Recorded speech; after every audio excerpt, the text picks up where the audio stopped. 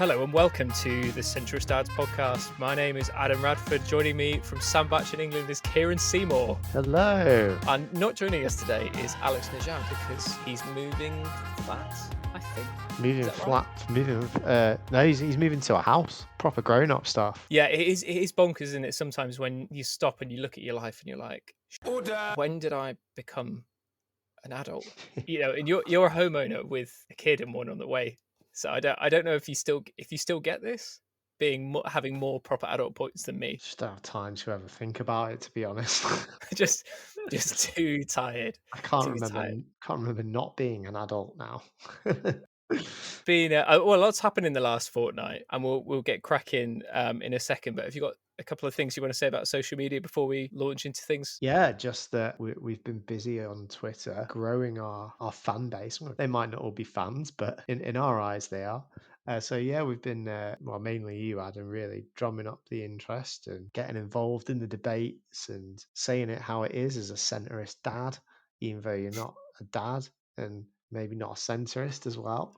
No. You can get involved as well and see what we're up to by following at Centrist Dad.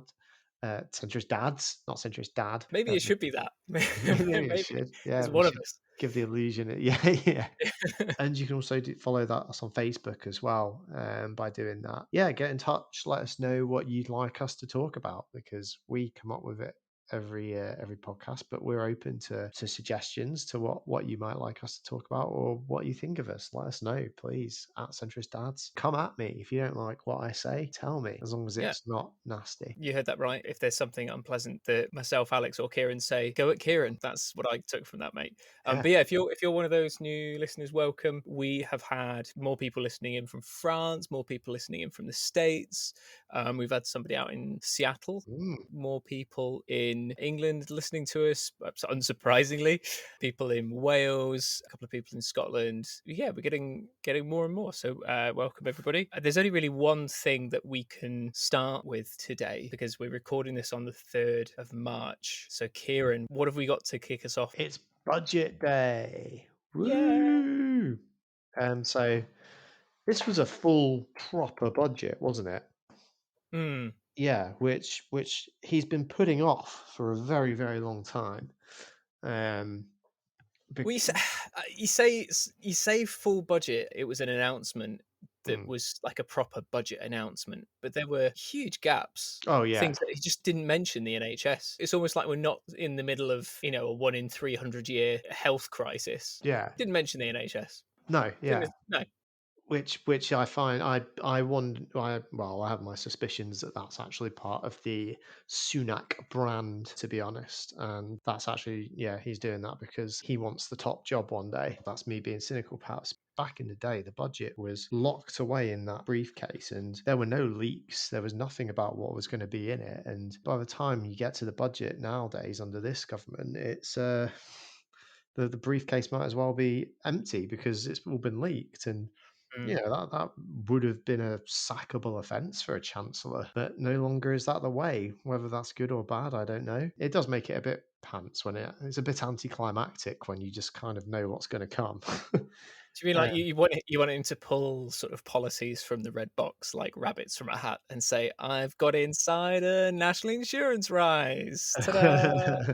Yeah. I didn't know that it was also a strange tradition that when chancellors are announcing the budget that they can have a drink. Yes, that is a thing, isn't it?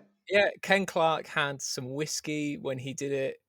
Of course he did. I had no idea before a tweet today. Sunak's teetotal, isn't he? So he doesn't have one. I'm pretty sure he is. Yeah, that's probably quite wise if you're going into politics to sort of avoid any. Yeah, can you imagine? But he is also a coke addict as well. We found out. Oh, yeah, this week. Yeah. If you haven't seen this, definitely worth checking out. He basically in a school was talking to 2 teenage boys. I think it was yesterday this happened, and basically it says that he's a coke addict, addicted to coke. I'm a total coke addict before suddenly realizing what he's just said, and then Coca-Cola addict before going on a minute long digging exercise, I suppose you could say, of trying to get himself out of a very nasty hole. It Sorry, it I it was digress. classic. No, no, no, it's classic Partridge, isn't it? Like, Yeah, was it you that linked it to me under a, like, an accidental Partridge yeah, Twitter account or something like that? accidental partridge. Yeah, He's got a very good brand. He's got a very slick. We'll go on to the budget, obviously, properly in a second. But I just want to say about how sort of professional his social media, his videos, how good it all is. And I wish it wasn't, but he's got some very good people behind him in terms of to really cultivate this image of the down to earth. He's a bit geeky, but you could also have a chat with him down the pub. He's teetotal. He could have an orange juice. Like yeah, he seems very likable for somebody, somebody with who I would disagree with about pretty much everything. mm, So I'm not saying that I would vote for him because he seems likable, but mm, he does come across very well in front of the cameras, and with this sort of with this thing about being a coke addict and how he sort of laughed it off. It was in an endearing way. It wasn't awkward at all. mm. Do you get that as well? That there's something that's quite friendly about him? There's something quite Blair-esque to me. He really reminds me of Blair in Mm. his charisma and how he deals with things. I'm amazed he gets away with the stuff he does by number 10. Like, I Mm. don't understand why Johnson lets him do all this slick PR stuff because he's clearly after his job whenever that day comes. Maybe Johnson feels he needs him because he's not so popular himself. I don't know. It just really Mm. surprises me that I can't think of a chancellor who's been able to have such control over his PR the way Mhm. that Sunak is. So it's interesting. I think there is an extremely good chance of him running to get the leadership of the Tory party, and I think he'll win if he does go for it. He's very well liked. He hasn't got any of this baggage of being a complete bastard behind closed doors. There's a BBC short about Rishi Sunak, which is bordering on PR for Rishi Sunak because it's saying about what a down to earth guy is. And yes, okay, he's a Thatcherite, but he's had an extremely, I think they say he's had an extremely privileged upbringing or whatever, but that he's like down to earth, man of the people kind of thing. But this journalist saying how she would ring up to try and get the dirt on him about how much of a monster he is to work with. And everyone was just saying how nice he is, Mm, how easy to get on with he is. So he hasn't made any enemies. Well, you could make enemies with the other people who want the top job if you're getting the top job because you can't, like, this town isn't big enough for the both of us kind of thing. And I wonder if Johnson is sort of, they might have even had a discussion about it for all we know and said, right, okay, you're going to take on after me, Rishi, but I want to do this, this, this. I'll support you, but don't stab me in the back. Wait until, I don't know, I want to be PM until this date or win another whatever it is, for all we know. Because you're right, he's not doing anything about it. For the face of sort of the pandemic, of a government that's had power for over a decade enforcing austerity, he's a remarkably popular public figure to bring this budget. Perhaps we should go in some of the details of the budget a little bit more yeah, in yeah. terms of No, what came up. that was a nice kind of talk about the man behind the budget. So, I mean, yeah, it's interesting since you mentioned before we started recording, Adam, about the Times and how they're running with it. And I had a look at some of the other right wing leaning newspapers as well. And it's not the positive stuff you would expect, actually. Mm, The Times obviously is going with highest tax increases for 55 years. The Telegraph, 5 years of tax pain announced. So yeah, interesting. That I guess that's the headline really. It's the start of the recovery, and the recovery means higher taxes. So there's a massive stealth tax in there. That was one of my big headlines for me. Income tax thresholds have been frozen for 2026 till 2026. So they're stuck at 12,500 now before we pay any income tax. Whereas the previous 10 years, I believe they'd gone up, or it was mm. definitely 10 years when it was coalition. It was because it was actually the Lib Dems that made that happen. Do you remember For them? yeah, the Liberal Democrats, for all their sins, that was definitely one thing they really Yep. should be remembered for. Yep. But that's been frozen now. That's an extra. Last year it was about 20 quid, 25 quid extra a month. Times that by 12, 240, 250 quid. times that by 5 years, it's £1,250 the average person's gonna be missing out on. So that's a stealth tax, big one there. Corporation tax is the other big one, gonna rise by 25%, but only for larger firms. I've not looked into too much detail about that one. COVID's done so many weird things to politics, and that, Mm, the conservatives like spending records amount of money on in services and pumping money into the public finances. And then you had Labour kind of coming out, and I've not seen their reaction. But they beforehand they were kind of coming out saying, no, you can't raise corporation tax yet. You need to wait and let businesses recover. Which, if you'd have said this a year ago, any of this stuff, you'd be like, eh, what's happened? It's a total flip reverse. mm, Furlough obviously has been extended to September. It shows how concerned they are about jobs, and it's going to be very, very expensive. Then there's an effort to save the high street as well. I think there's a £5 billion fund mm, to save the high street. So I guess they're the big takeaways. There's these town deals as well that are in it, that they're all about leveling up and helping the towns recover. And I think it's 40 out of 45 towns are constituencies, seats held by Conservatives. A lot of them being of the course red, they are. yeah, a lot of them being with the red wall Tory seats that they won. Yeah. You're kind of including the Chancellor's own constituency. And they're saying that they've used this metric and this formula to work it out from one of the departments. That's where it's come from. But do we know the metrics of that formula, how it's worked? I don't think that's been released. So very interesting. That's my headlines from it. Mm. Adam, thoughts, additional things you've spotted? Well, Fire away. going off the towns and there being an interesting overlap between political control and the receiving of funds, it's hard, isn't it? Because with the red wall seats, which are working class areas, they'd be hammered for leaving them behind, and then we're also saying we're criticizing them for helping them out when they have a Tory MP. Do you know what I mean? Like, Mm, and I'm saying this as somebody who also felt the same, because like one of the free ports is going to be in Teesside, which is Tory held for the first time in forever. I think sort of since 2015 or 2017 or something they've held it, but it was Labour for donkey's years before that.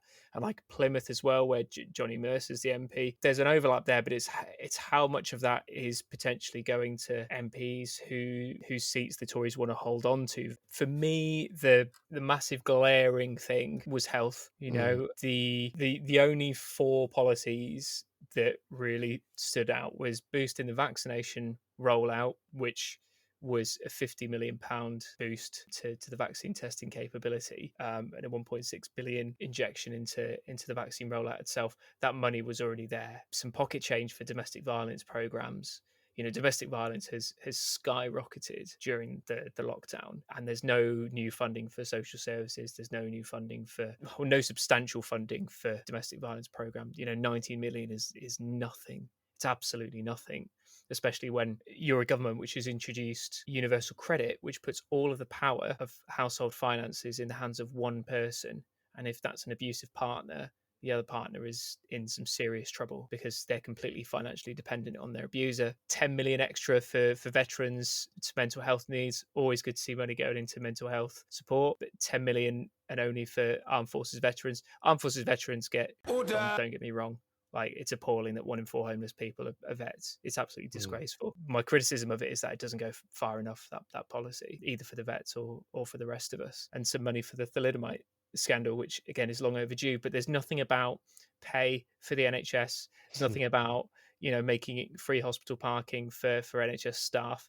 Nothing about a bonus for getting through this, or compensation for the families of health workers who have died, or the announcing of new research centres to really look into variants of the disease and try and develop vaccines. Nothing about that. There's been nothing really about education. Kids have lost pretty much a year of schooling in a lot of instances where they don't have the technology at home. I know there's been a real push by schools which are cash strapped as it is to try and get laptops out to their kids. Teachers have done their best and schools have done their best, despite Gavin Williamson's continued bungling of his Life. ministry. Yeah, of his life. Yeah, he's just crap. I don't know why he isn't being sacked. We've got here a whole generation of kids that have been let down by this education minister. Strong tradition for Conservative education ministers. There was nothing really in there about levelling up funding for education. We hear leveling up, leveling up, leveling up, and I know that you have to invest in things to create jobs, but there's also this longer term thinking purely economically here that you want to have a well-educated Mm. workforce, a well-qualified workforce, especially if you're going to compete. That's a really good point. Just sorry to No, interject. no, no, go for it, mate. Really good point on investing in jobs, though, because actually, was there much about investing in jobs? All there I can really see is that they're extending furlough, till September. There's no schemes or anything as such. That's fair. I guess I was being too kind. See, look, it's the Rishi Sunak. Yeah. PR machine. But there's 15 billion pound in green bonds, which is going to help finance the transition to a zero carbon economy. 15 billion it's not nothing, but it's Not not much enough. more than it's clearly not enough. You're absolutely right. If you want a green revolution, or not revolution, a green economy, Well, yeah, that's in the ocean and a drop in the ocean. there's clear case for having a new industrial revolution that could put British industry at the heart of this. Doing what they did in Denmark in terms of investing in wind power. Denmark's now a world leader.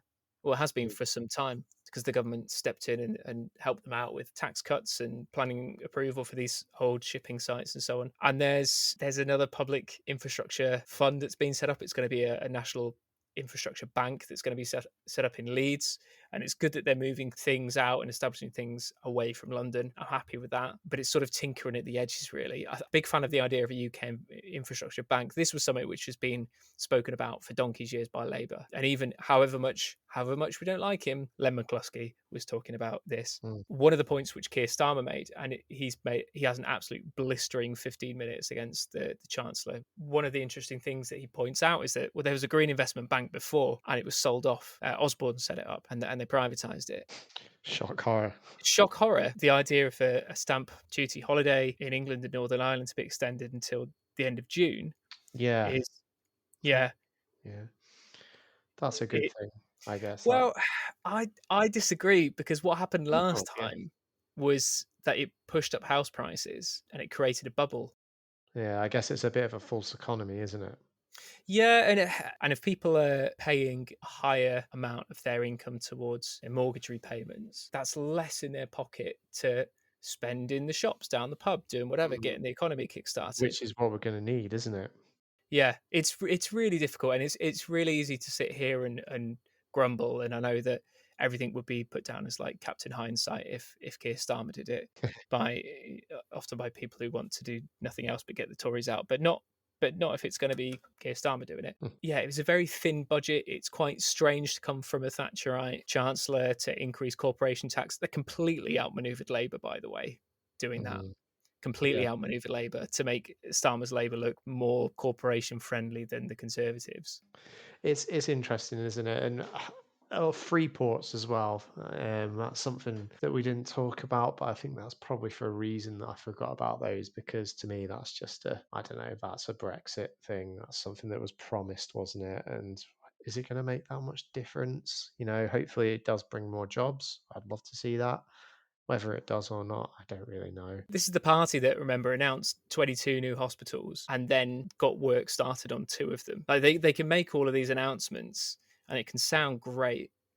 And it's just round the corner. It's just round the corner. The election comes round. Why should we vote for you again? Oh, the free ports are just round the corner. Hmm.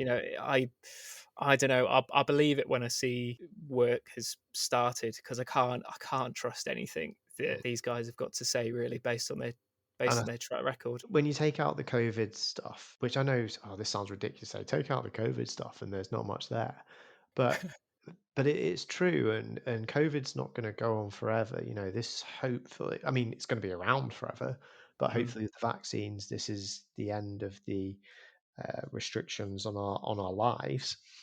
In the way they have been, yeah, like it's just interesting. I hadn't thought of it when you think about things like education, the NHS, and all those other huge institutions and departments. There isn't much for them, Mm. And I know that COVID's dominated things, and yeah, I don't know. I feel like I also feel like there's a bit of kicking the can down the road as well because you can't endlessly go on giving money out the way they are and spending money because it's just unsustainable for a start. And B, Mm.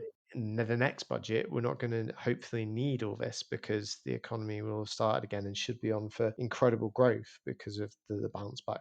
I don't know. And I still feel like there's more tax rises are going to have to come. The amount that's been spent, corporation tax alone, and freezing income tax thresholds is not going to be enough. There's No. difficult decisions to be made, and Sunak's going to have to make them. And well, your three choices are public services cuts, tax everyone through things like fuel duty, or tax the rich. Yeah, and And I maybe mean, that was one thing. that's a bit like black and Well, white, but yeah, I mean, at the end of the day, you're right. It comes down to increasing your tax revenue or decreasing your spending. It comes down to those two things, or you borrow the money. yeah, And in Argentina, no way this is going to happen in the UK, especially with the Tories in power. But back in December, there was a one-off levy passed on the richest 12,000 people. So those who had assets of about 2 million quid and above, they need to pay 3.5% maximum, 3.5% maximum on their assets to pay for the pandemic. wow, Right, that's on 12,000 people, and I was half expecting the chancellor to increase to put in another tax threshold, right, a super rich tax threshold, tweak it up a percent or two to give the impression that they're paying their fair share. Oh, look, I'm a progressive chancellor. Labour didn't think about this. It looks good, but also it could probably raise quite a substantial amount of money. probably because that would have meant he had to pay more tax as well. Well, I mean, That's a joke. maybe it would certainly alienate people who he's going to be hoping to bankroll him when he runs to be PM. Well, when he runs to be leader, and then when he runs to be PM. So I think that was a massive missed opportunity. And I know that sort of taxing isn't great if you want to stimulate an economy. I was just surprised that sin taxes didn't go up. So sin taxes are things on the taxes on products that the governments don't particularly approve of Yeah. necessarily, like alcohol and tobacco and whatever. Well, there's huge pressure from backbenchers for in the Tory party not to touch those things, isn't there? Yeah, yeah, Yeah, because then if you increase duty on beer, then everyone down Witherspoons is going to be slagging you off when everyone goes back to the pub in summer. yeah, You know, it seems quite cynical to me that like, oh, this will be enough to keep the working class areas. Do you know what I mean? Whilst behind the scenes, there's been nothing about bringing back insure start centres, mm, which in the long run save a fortune. Save a fortune. There was nothing in there. Given again, I know we mentioned it last episode that we're hosting the COP this year. But yeah, aside from that Green Investment Bank, which is a rehash of an old policy, it's a good idea, yeah, but there was nothing in there about government funding. And the idea of using bonds are great.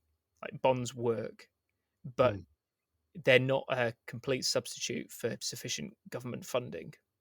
It's and sort of a stopgap, really. It's like, okay, so we're not gonna raise taxes enough to be able to increase our spending, and we haven't really got the money to increase our spending, but we're going to rely on bonds to do it. Then you're in sketchy water, mm, because what happens if people don't invest or businesses don't invest? Well, then you've got a massive black hole in your promises. But it's yeah. not your fault because it was down to the private investors. Yeah, and I think we're here analysing it, and naturally, when you analyse stuff, you tend to be more critical than positive. But fair play, he's rolling out furlough. That's good, and that takes guts to do, especially for a Conservative Chancellor. So you do have to give credit where credit's due, because I'm sure there would be previous governments under the circumstances we're in that would have, well, like Thatcher, that perhaps wouldn't have been as kind. Yeah, there's a lot of gaps, and perhaps a bit of kicking the can down the road, and perhaps the signature, or what seems to be becoming the signature of Boris Johnson government, that lots of shiny headlines, lots of Mm. grand ideas, but no strategy or substance to actually see those things through. For me, you can take furlough as an example of that. Great, extending it, helping the economy bounce back. But what do you do when furlough ends? What's the strategy then? How are you getting people back into jobs that are going to lose their jobs or have lost their jobs? You know, a bit more forward thinking is needed, in my view. Adam, you saw Keir Starmer's response. I haven't seen that. What was it like? It's very, very good. It's Ah, very, very good, and I think he's a PM in the making already. The people who need the most convincing are ex-Labour members who left in a strop, and I don't think they will watch it, which is a shame because he dismantles Rishi Sunak. Really, you can see that he was a courtroom barrister in how he comes across. He's got his glasses on. It's a ooh. bit like a telling off from when you're in primary school and your head teacher tells you off. One thing that was really nice actually is that often in these exchanges you end up with the MPs sort of jeering and waving their papers and just going "Rrrr" on both sides, and it becomes a farce. But without this cacophony of noise around, you can actually have a proper tearing apart of the government, or and a proper rebuttal if there is one, which there wasn't really, without playing to the crowd. So it was really good. He was the one who made me realize, oh yeah, there's nothing in there about health really, nothing. Mm, Um, one of the things I mean, I'm not surprised he didn't bring it up because it's not necessarily a priority at the moment in terms of UK government policy. But one of the things that I was sort of expecting is, like one of those little policies that make a huge difference, but they're never sexy. yeah. Was there's a vaccine for malaria now being tried out, which is groundbreaking. It's the biggest killer. It's massive.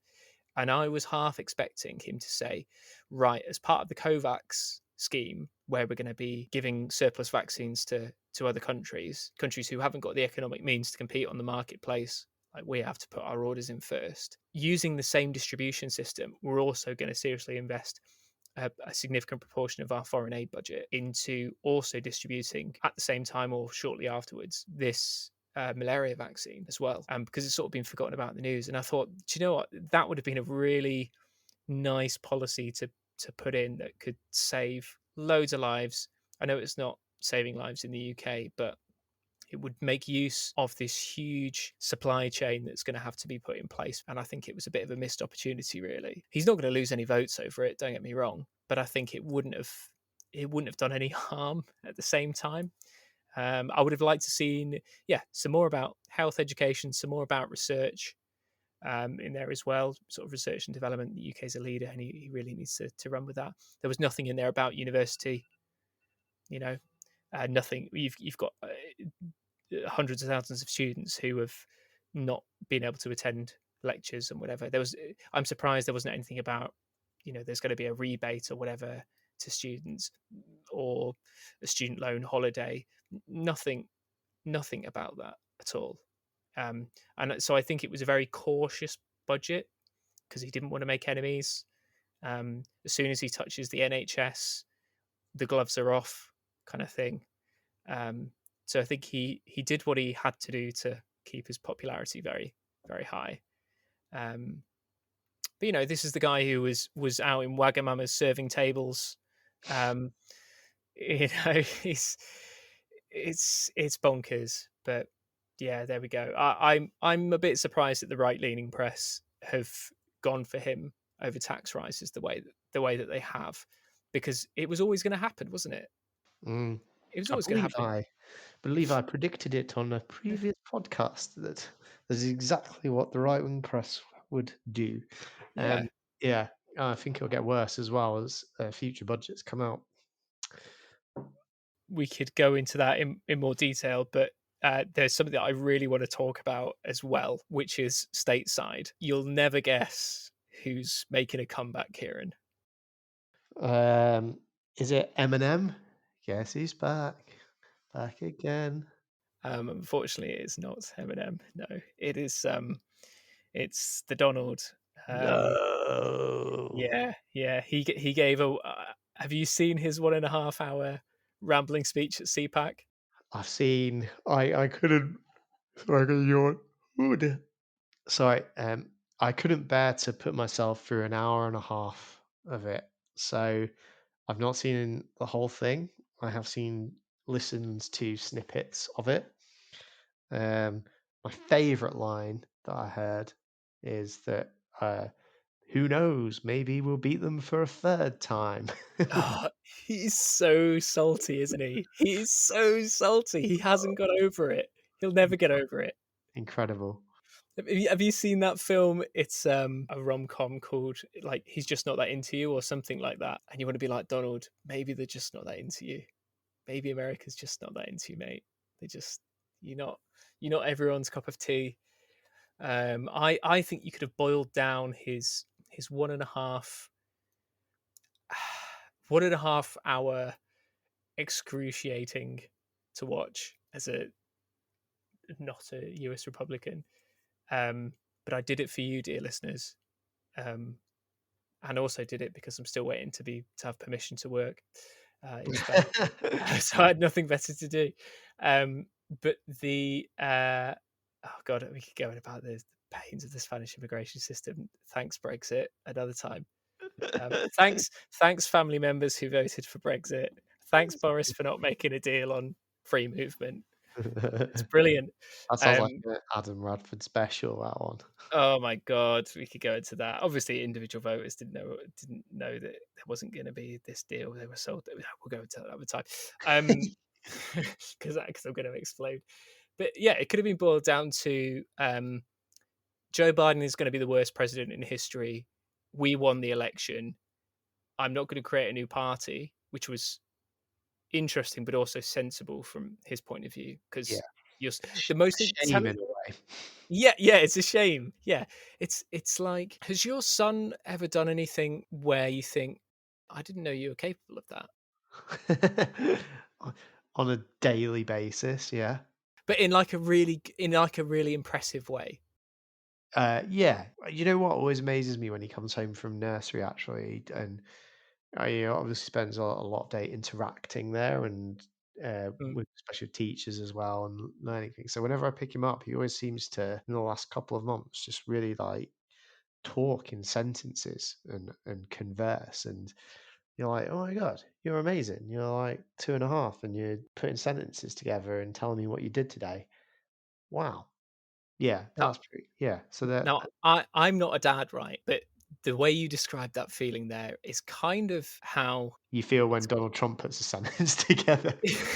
Yeah, but not in like a proud way, as in a, oh god, you might know one or two things that you're talking about. You might actually understand, because when he said like, we don't want to create a new party because we'll split the vote, and I Hmm. stopped and I thought, he gets it.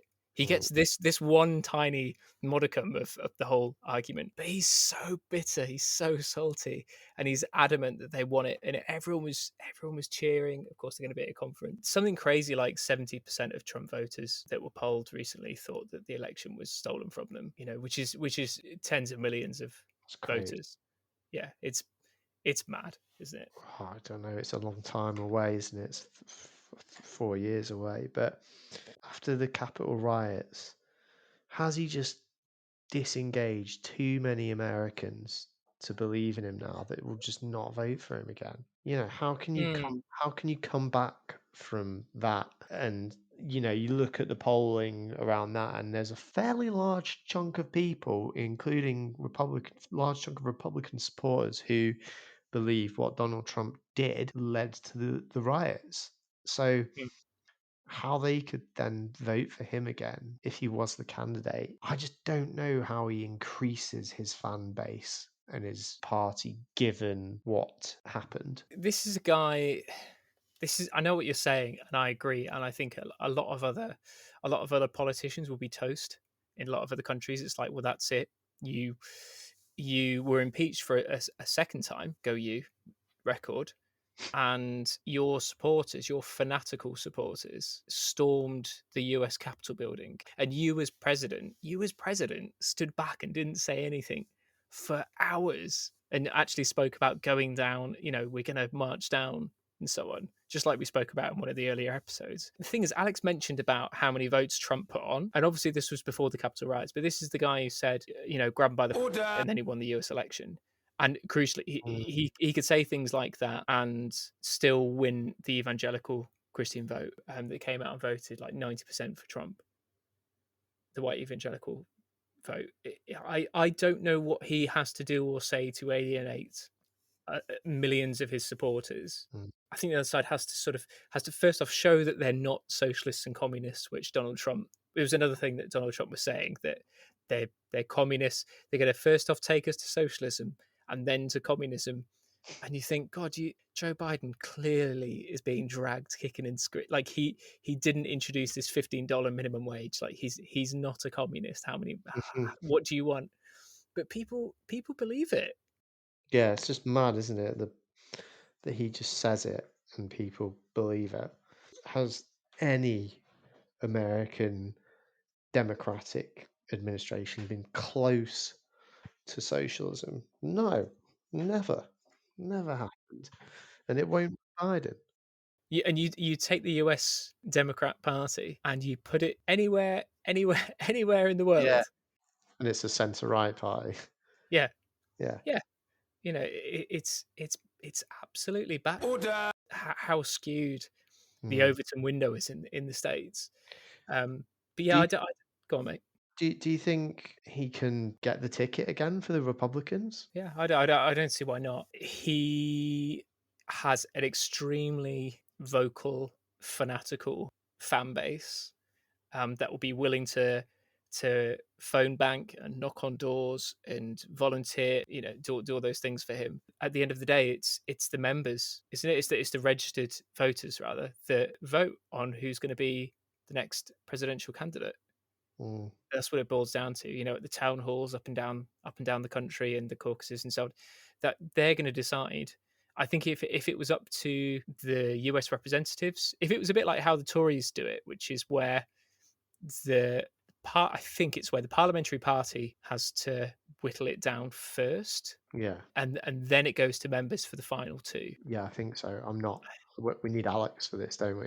Alex, yeah, Alex knows all this stuff, but I think that's how it. Anyway, but basically, you can get nipped in the bud if you don't have the support from many people. Like a lot, like Labour have a minimal signatures thing. Like Jeremy Corbyn almost didn't get on. Remember? Thanks, Margaret Beckett, for sorting that one out. If that was the case, I don't think he would have as easy a ride. Mm, I think the best thing that we can hope for, and this is horrible saying it, but I think the best thing we can hope for is Mike Pence throws his hat in the ring. maybe, yeah. Yeah. And he is, by all accounts, an extremely regressive, very religious right potential president, but he's not as Trump. Like at least he's more level headed. Like, Well, yeah, he stepped away when the riots happened, didn't he?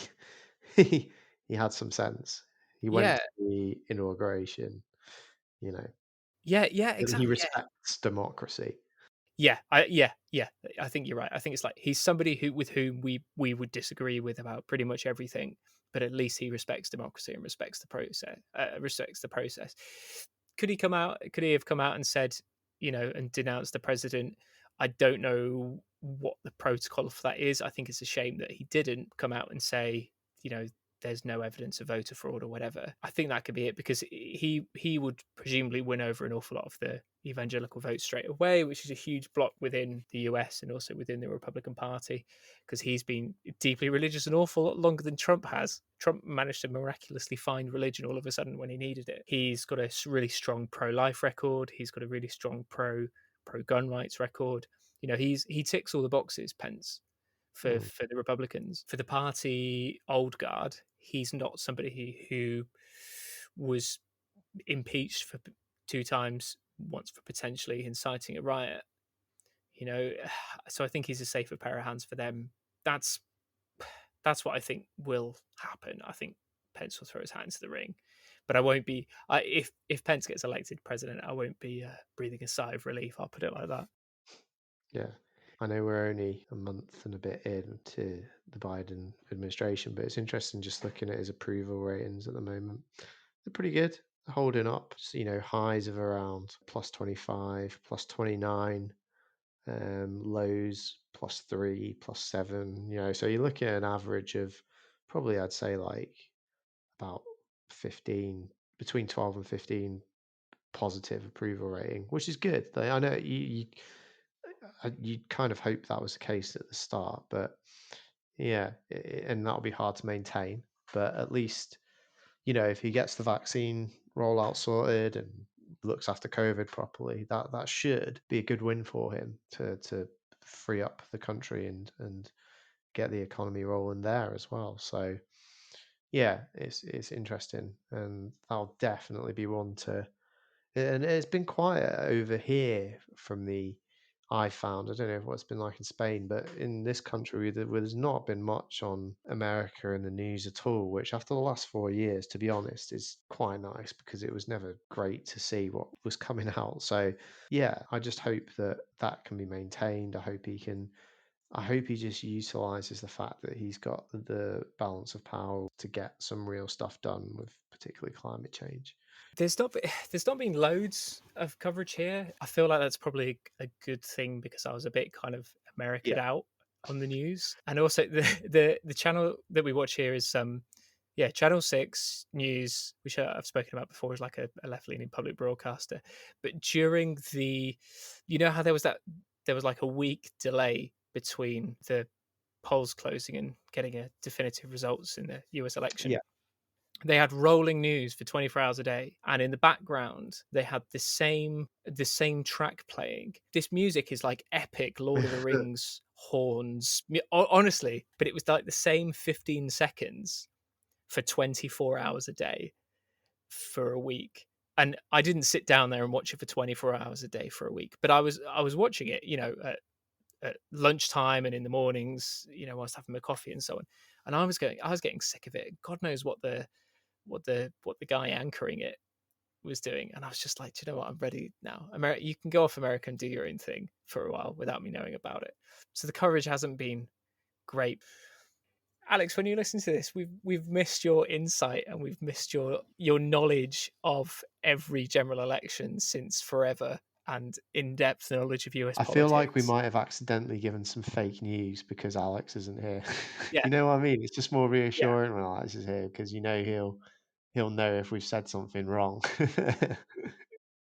Yeah, like Alex is the most in terms of like actual qualifications. Alex is the most qualified out of us to talk about politics, and in terms of his experience and who he's worked for at the past and things like that. Yeah. He's a bright guy. But Alex, we need you back when you finished moving house. But it's all very exciting.